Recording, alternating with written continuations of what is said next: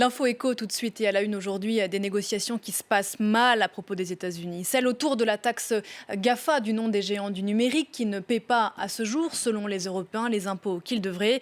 Eh bien, Washington vient de claquer la porte des discussions. On en parle avec vous tout de suite, Christophe Dansette. Bonjour Christophe, pourquoi est-ce que les États-Unis font défection? Eh bien, vous savez, Pauline, le gouvernement américain n'a jamais caché qu'il n'était pas vraiment partisan de cette taxe discutée au niveau de 140 pays de l'OCDE. Il redoute qu'elle vise avant tout les entreprises américaines. Et il est vrai que les plus grandes de ces entreprises, les Google, Amazon, Facebook ou encore Apple, elles sont toutes américaines. Et dans une lettre envoyée à la France, au Royaume-Uni, à l'Italie et à l'Espagne, lettre datée du 12 juin dernier, mais révélée hier soir par le Financial Times, le secrétaire d'État au Trésor américain, Steven Mnuchin, estime que les négociations sont actuellement dans une impasse. Il écrit également que les gouvernements du monde feraient mieux de se concentrer sur les problèmes économiques qui résultent de la crise du Covid-19 et que les négociations sur une taxe GAFA peuvent donc attendre, ce qui ne l'empêche pas tout de même de menacer les pays qui mettraient en place une fiscalité de manière unilatérale de représailles. Il y a quelques mois d'ailleurs, Washington avait publié une liste de produits français qui pourraient ainsi être taxés en guise de sanctions, et parmi ces produits, le vin ou encore le champagne. Alors, comment ont réagi les destinataires de cette lettre?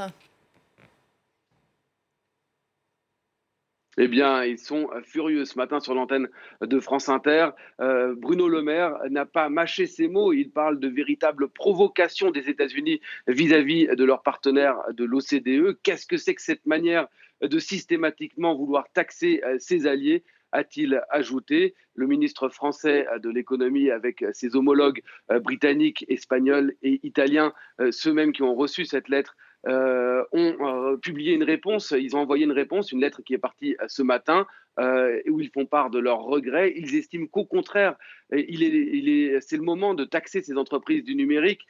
Cette taxation, elle doit intervenir dès cette année. Cela permettrait aux États qui ont dépensé des milliards d'euros pour venir en aide à leurs économies d'avoir tout de même quelques rentrées. Et puis ces quatre pays estiment qu'il est normal que les entreprises du numérique qui ont tiré d'immenses bénéfices pendant la crise du coronavirus et qui sont très peu taxés de manière générale en Europe, 9% seulement en France contre 23% en moyenne pour une entreprise lambda, participe ainsi à la reconstruction. D'ailleurs, Bruno Le Maire affirme ce matin que la France remettra bien en place sa taxe sur sa taxe GAFA, une taxe de 3% du chiffre d'affaires de ces entreprises réalisées en France. Cette taxe, Paris l'avait suspendue il y a quelques mois en guise de bonne volonté vis-à-vis de Washington. L'année dernière, l'année où elle avait été mise en place, elle avait rapporté un peu plus de 350 millions d'euros.